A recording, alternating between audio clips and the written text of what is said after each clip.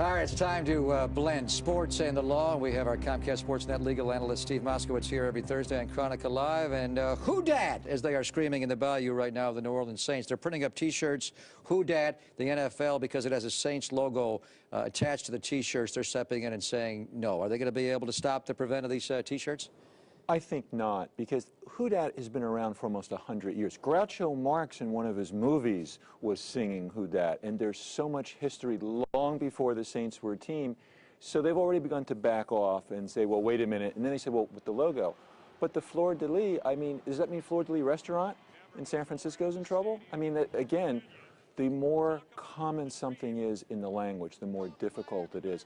Look at, the Donald. When he tried to do the same thing with "you're fired," he wasn't able to do that. Right. So it's different than three-peat, because three-peat was a situation where it was new and it really was not nearly in like the other who dat. Who dat's so common. Big difference between who dat and three-peat. Well, I think the NFL just sent a letter for cease and desist to the state of Groucho Marx that's going to stop that. But what they're really not attacking is Groucho's beyond their jurisdiction. They're not attacking who dat or the Fleur de Lis. It's if you just print a T-shirt that says who dat, you can sell that. But if you put a who dat on there with the New Orleans Saints logo, now you're infringing on their trademark, right? That's where it gets closer. And then you take a look at how close is it, because you see a lot of things where someone tries to get close but not exactly there. That's where it'll get closer.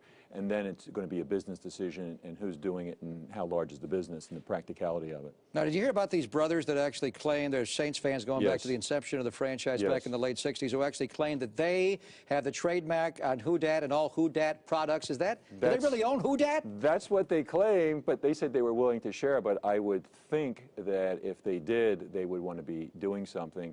That, again, it's a claim. They claim they were there from the first bitter day. So we see what evidence they have to offer. And the NFL's taking a lot of heat for even stepping on these T-shirt makers, so we'll see how ultimately it plays out. Oh, yeah. All right, everybody from this point forward, I'm going to ask them what they think in the game. Colts, Saints on Sunday. Saints by 7. Saints by 7, you're picking an upset. That's only because you're who dat. Is that because you're defending the who dat sales of the T-shirt? Well, I won't tell you if anybody called me. Groucho Marx. Groucho Marx. Yes, thank you, Steve. We'll see you next Thursday. Thanks. We'll see you tomorrow at 5 with Jeff Tedford on Chronicle Live, presented by Autotrader.com.